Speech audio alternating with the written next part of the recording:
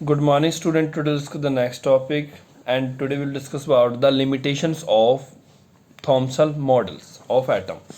ठीक है बेटा, सबसे पहले लिमिटेशन क्या है? Thomson model of atom consider of an atom to be sphere of uniform positive charge. Thomson ने क्या जे थॉमसन ने क्या सपोज किया था कि एटम क्या है? Sphere of uniform positive charge है.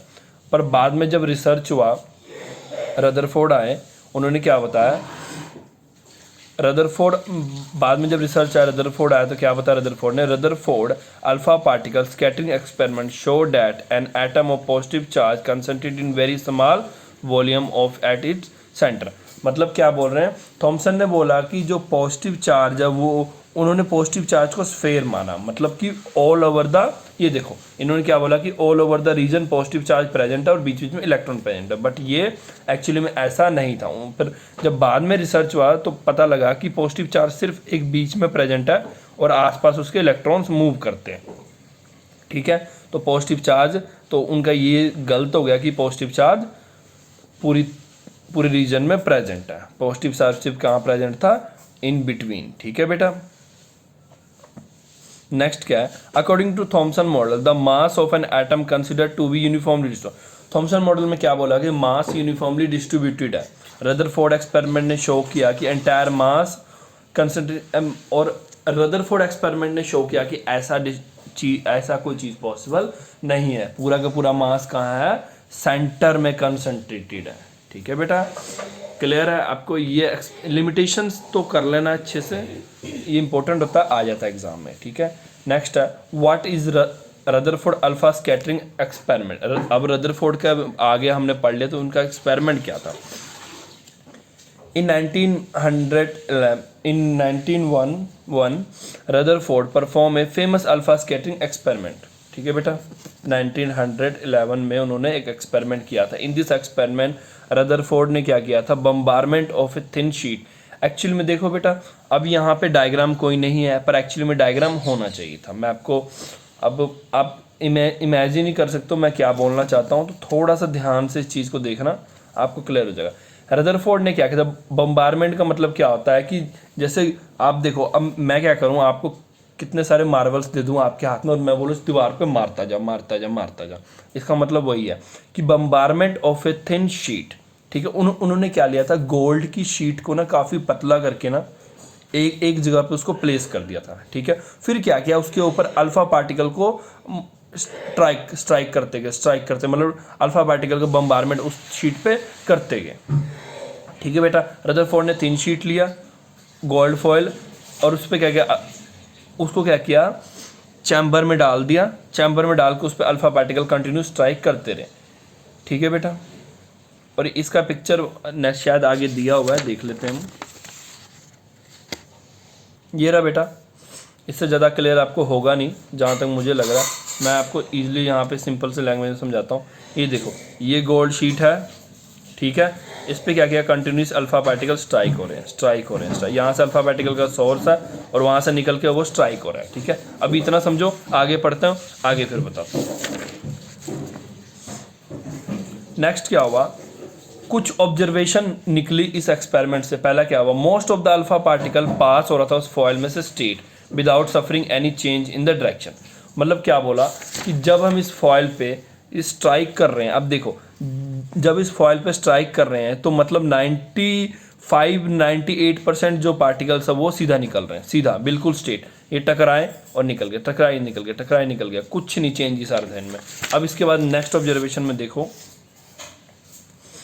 a small fraction of alpha particle were deflected through a small angle or a few larger angle. ठीक है, कुछ थे जो टकरा के अपना पोजीशन चेंज कर रहे थे, कुछ थे जो टकरा के कम पोजीशन चेंज कर रहे थे, कुछ ज़्यादा पोजीशन चेंज कर रहे थे. ठीक है बेटा, और ये देखो, ये कितना ज़्यादा पोजीशन चेंज करके यहाँ से इधर निकल गया. ठीक है बेटा, ये दूसरा भी समझ गया आप.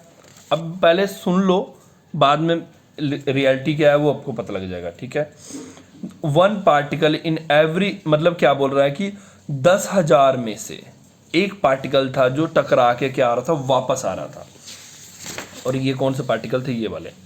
10,000 में एक पार्टिकल जो टकरा कर वापस आ रहे थे, टकरा के वापस 10,000 में एक पार्टिकल, जब 10,000 अल्फा पार्टिकल टकराता था उसमें से तो एक वापस आता था सिर्फ, ठीक है।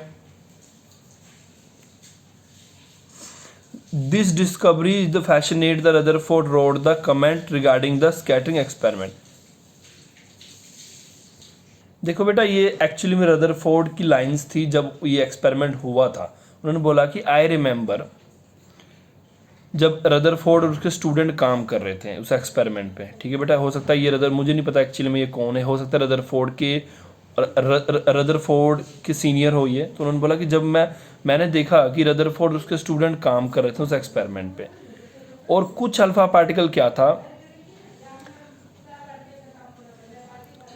I remember Rutherford students working on the experiment coming to me and the grave excitement and saying, बेटा एक्चुअली में इसका कोई लेना देना नहीं इस चैप्टर से, बट एक फीलिंग होती है ना कि जब कुछ नया इन्वेंट हुआ तो कुछ पता लगा उनको। तो अब देखो, जब पता लगा तो अब देखो हर जगह का एक सीनियर होता है, हम सीनियर को बताते हैं। रदरफोर्ड ने एक्सपेरिमेंट दिया तो उसने बोला कि मुझे याद है जब रदरफोर्ड के स्टूडेंट काम कर रहे थे और वो वापस आए मेरे पास और काफ़ी ज़्यादा एक्साइटमेंट के साथ मुझे बोला कि we have been able to get some alpha particle coming back. तो उन्होंने क्या बोला कि सर जब हम एक्सपेरिमेंट कर रहे थे तो हमने ये पाया कि मैक्सिमम तो टकरा के दूसरे पार निकल रहा था अल्फा पार्टिकल, बट कुछ अल्फा पार्टिकल्स है जो 10,000 में से एक अल्फा पार्टिकल क्या होता था, टकरा के वापस आ रहा है। It was the most incredible event, उनके लिए काफ़ी ज़्यादा होता ना एक्साइटमेंट की इवेंट था। देखो बेटा, एक चीज़ का डिस्कवरी करना, और मतलब हम देखो 5 से 7 बिलियन की हमारी पॉपुलेशन है, जिनमें से सिर्फ हम अभी आप क्या मतलब इवन मैं भी सिर्फ ज़्यादा 50 साइंटिस्टों को जानता हूँ जिनका नाम इतना मशहूर हुआ। उनमें से एक था सर अर्नेस्ट रदरफोर्ड भी है, ठीक है बेटा, ये उनकी फ़ोटो है। तो हम देखो बेटा, कोई भी इंसान है जिसने अपनी पूरी लाइफ एक काम पे लगा दिया, तो हम ये नहीं कह सकते हैं कि देखो फेमस सब नहीं होता, हीरो सब नहीं बनता, उसी तरह साइंटिस्ट सब नहीं बन सकते। ओके, बहुत मेहनत चाहिए, आप भी बन सकते हो, पर मेहनत चाहिए, डेडिकेशन चाहिए। देखो कितने साल काम किया तो एक दिन उनको एक नई अचीवमेंट मिला, और इस अचीवमेंट ने एक नया चीज़ की खोज कर दिया, ठीक है। Happen to me in life, it was the almost incredible if you fired a 15-inch shell at a piece of tissue paper and come back to it with you। मतलब क्या बोल रहा है कि ये उसी तरह है, उसने बोला कि सर ये ऑब्जर्वेशन उसी तरह है कि एक टिश्यू पेपर पे हम एक बंदूक से गोली चलाएं और वो टिश्यू पेपर से टकरा के वापस हमारी तरफ आ जाए। तो आपको लगता है ऐसा पॉसिबल है, बट उन्होंने इस चीज़ को पॉसिबल करके दिखाया था कि अल्फ़ा पार्टिकल वापस नहीं आता है, पर आ गया। तो अब क्यों आया वो अब हम पढ़ेंगे, ठीक है बेटा। क्लियर है ये डायग्राम? ओके, क्या कंक्लूजन निकला उस एक्सपेरिमेंट से? Most of the alpha particle passes straight through a foil without suffering any deflection, this show the most of the space inside the atom. देखो बेटा, मैक्सिमम मतलब 90-95% जो अल्फा पार्टिकल्स थे वो बिना टकराए और बिना क्या अपने एंगल चेंज के निकल गया। वो क्या शो करता है कि देखो बेटा, अगर पॉजिटिव चार्ज पूरे स्फीयर में फैला होता या इलेक्ट्रॉन सब तरफ प्रेजेंट होता तो वो टकरा के वापस आता।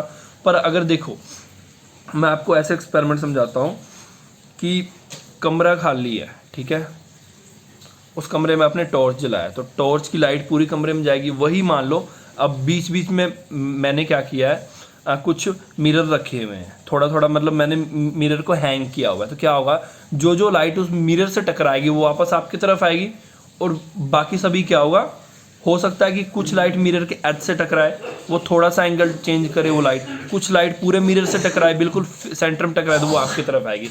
इसी तरह एक्सपेरिमेंट है ये वाला। ओके, इसने क्या बोला कि पूरे जहाँ पे से अल्फा पार्टिकल सीधा निकल गया, मतलब वहाँ स्पेस क्या है, खाली है। Some of the alpha particle suffer deflection 90 degree, कुछ ने क्या किया 90 डिग्री तक की डिफ्लेक्शन शो की। For to happen alpha particle, और ये ऐसा क्यों हुआ? अब देखो डिफ्लेक्शन क्यों, alpha particle positively charge must approach. अब देखो ऐसा क्यों हुआ, क्योंकि अल्फा पार्टिकल क्या होता है, पॉजिटिवली चार्ज होता है, और पॉजिटिवली चार्ज डिफ्लेक्शन तभी शो करेगा अगर वो अपने से ज़्यादा किसी पॉजिटिवली चार्ज वाले चीज़ों से टकराए।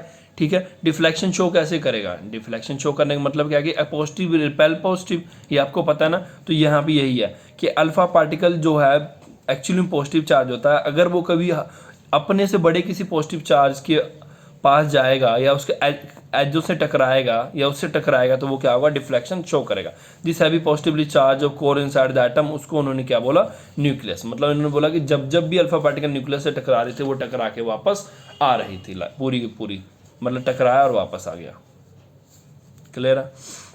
Since the number of alpha particle which bounce back was very small, hence the volume occupied the nucleus काफी स्मॉल है। इन्होंने क्या बोला कि 10,000 में से एक रे टकरा के वापस आ रहा था। इसका मतलब क्या है कि उसका जो नंबर की बात करें तो मतलब कि नंबर नहीं, शेप ऑफ द न्यूक्लियस की अगर बात करें तो वो काफ़ी ज़्यादा स्मॉल है। क्लियर है। Since the number of alpha particle which bounce back very small, hence the volume occupied the nucleus very small as compared to total volume of atom. आपको यहाँ तक क्लियर है। The alpha particle has appreciable mass, ठीक है। These are deflected by the nucleus, ठीक है। अब हम क्या बोल सकते हैं, अल्फा पार्टिकल की एक फिक्स अमाउंट में मास है, ठीक है बेटा। और बच्चों एक चीज़ मैं फिर बोल दूं, आपके जब वीडियो देखोगे तो आपने नॉनसेंस से क्वेश्चंस नहीं मेरे से पूछना है, ठीक है। मैंने पहले ही काफ़ी डिटेल्स में आपको ये समझा दिया। अब अप्रिशिएबल का वर्ड मुझे पता पक्का पूछना है, बच्चों के मन में आएगा सर वर्ड देखने के साथ ही वीडियो रोक के पहले पूछोगे फिर वीडियो आगे कंटिन्यू करोगे। बेटा पहले सुन लेना, अप्रिशिएबल का मास का मतलब है कुछ फिक्स अमाउंट में मास होना, ठीक है। Appreciable mass, this are deflected by the nucleus, ठीक है बेटा। It means almost the entire mass of atom lies at the centre, ठीक है। ये क्या बोल रहा है कि अल्फा पार्टिकल अप्रिशिएबल मास और वो डिफ्लेक्ट होता है न्यूक्लियस। इसका मतलब क्या है कि पूरा का पूरा मास कहाँ पे है, किसी भी एटम का कहाँ प्रेजेंट है, सेंटर में। That is the centre of mass of atom is concentrated inside the nucleus. और सेंटर में कौन प्रेजेंट है, न्यूक्लियस। इसका मास कहाँ प्रेजेंट है, न्यूक्लियस में। क्लियर है आपको यहाँ तक, अच्छे से क्लियर हो गया। चलो ठीक है, नेक्स्ट लेक्चर में बेटा पढ़ेंगे हम Rutherford nuclear model of an atom. Okay, अब थोड़ा बता देता हूं मैं। On the basis of famous alpha particle scattering experiment Rutherford propose his nuclear model. देखो इस एक्सपेरिमेंट के बाद इन्होंने एक न्यूक्लियर मॉडल ऑफ एटम दिया और उन्होंने मेन पॉइंट इसमें क्या बताया कि an atom consist of A positively charge nucleus which is surrounded by the electron.